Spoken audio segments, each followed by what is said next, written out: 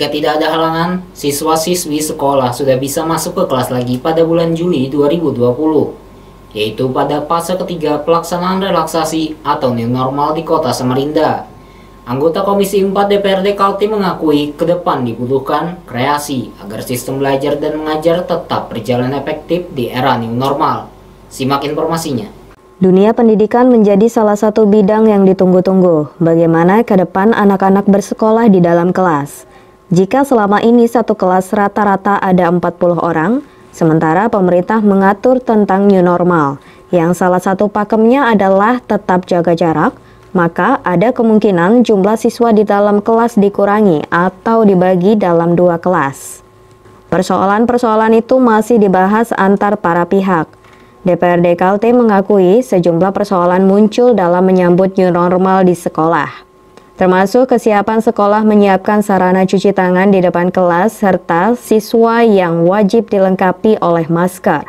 Apalagi saat ini ketika dimulai penerimaan peserta didik baru. Kami sudah mengadakan rapat besar dengan Dinas Pendidikan, termasuk Dinas Cabang Pendidikan dan Musyawarah Kepala Sekolah SMA se-Provinsi Kalimantan Timur via virtual waktu itu, yang kita bahas khusus tentang penerimaan peserta didik baru PDP. Nah, dan masing-masing kepala sekolah itu sudah menyampaikan konsep-konsep bagaimana penerimaan peserta didik baru. Karena satu kota kabupaten ini kan berbeda kondisi alamnya. Ada yang bisa dijangkau dengan teknologi cukup di rumah. Kemudian ada yang harus kombinasi. Yang dekat bisa via WA, yang ada yang tidak ada jaringan harus melalui darat.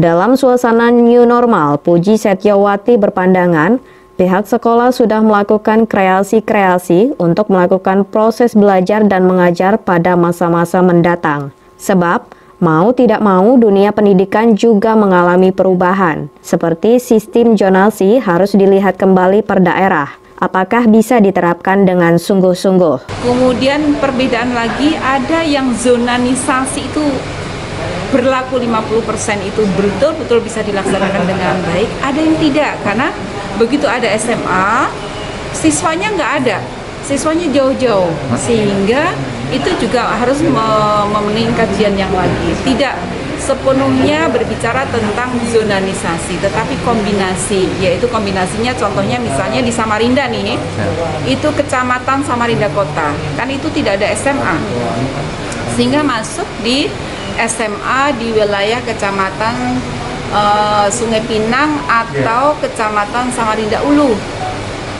Nah, oleh karena itu kemarin para pimpinan kepala sekolah itu menetapkan bahwa kalau anak Samarinda Kota mau masuk di zonanisasi di Ulu maupun Sungai Pinang diberi jatah 5%. Nah, saya katakan kemarin itu harus dikaji kembali. Menurut Puji Setyowati, para pendidik di daerah-daerah pedalaman Kalimantan Timur juga mulai melakukan kreasi-kreasi. Dia mendapat laporan dari daerah-daerah tentang beberapa konsep yang dinilai luar biasa. Kutai Timur itu dengan Berau itu ada kekhususan. Mereka kan ada sekolah agama ya, ada kayak pesantren. Jadi ada juga mereka mengkhususkan bagi tahfiz Quran, itu bisa dikhususkan juga masuk dalam zonanisasi sekolah favorit yang diinginkan oleh siswa.